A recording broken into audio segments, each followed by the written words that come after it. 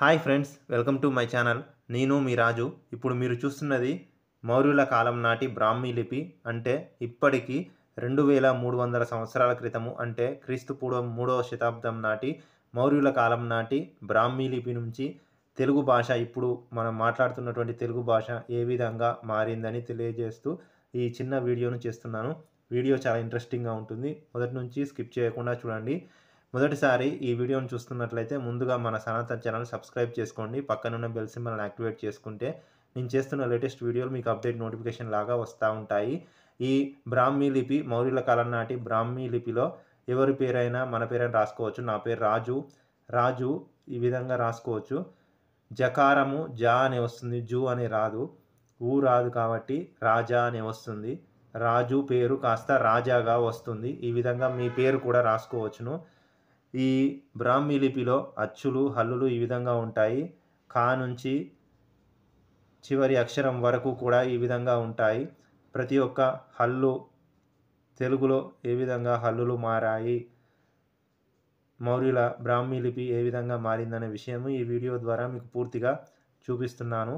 మీరు కూడా మౌర్యుల కాలం నాటి బ్రాహ్మీ లిపికి సంబంధించిన ఏదైనా శాసనాలు మీరు ఎప్పుడైనా గుళ్ళలో కానీ, శిలా శాసనాలు కానీ ఎక్కడైనా చూస్తే మీకు ఈ వీడియో చాలా ఉపయోగపడుతుంది. ఈ వీడియో మీకు నచ్చితే లైక్ చేయండి.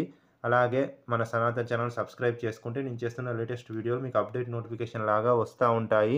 మీరు చేసే లైకు, షేరు, కామెంటు నా సనాతన్ ఛానల్ను ఇంకా ప్రోత్సహించడానికి దోహదపడుతుంది. అలాగే మీరు చేసే లైకు, షేరు, కామెంటు నేను చేస్తున్న వీడియోలు మరికొంతమంది చేరడానికి నాకు ప్రోత్సాహాన్ని కలిగిస్తూ ఉంటారు. నా పేరు రాజు. ఈ రాజు అనే పేరును బ్రాహ్మీ లిపిలో, మౌర్యుల కాలం నాటి బ్రాహ్మీ లిపిలో రాజా లాగా రాయడం జరుగుతుంది. రాజా లాగా రాయడం జరుగుతుంది. ఈ వీడియోను మీరు చూసి నలుగురికి షేర్ చేయండి.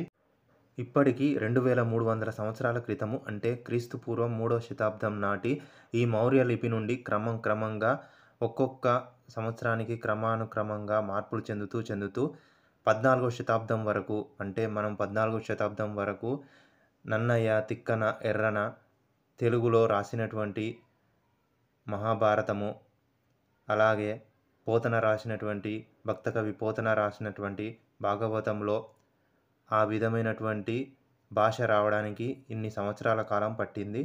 మీరు ఎప్పుడైనా కూడా మన శాసనాలు, బ్రాహ్మీ లిపిలో ఉన్నటువంటి శాసనాలు, అశోకుడి శాసనము కానీ ఇంకా ఏ శాసనమైనా కూడా గమనించినప్పుడు మీకు ఇలాంటి మార్పులు కనిపిస్తూ ఉంటాయి. ఈ వీడియో మీకు నచ్చితే నలుగురికి షేర్ చేయండి. మన సనాతన్ ఛానల్ సబ్స్క్రైబ్ చేయండి.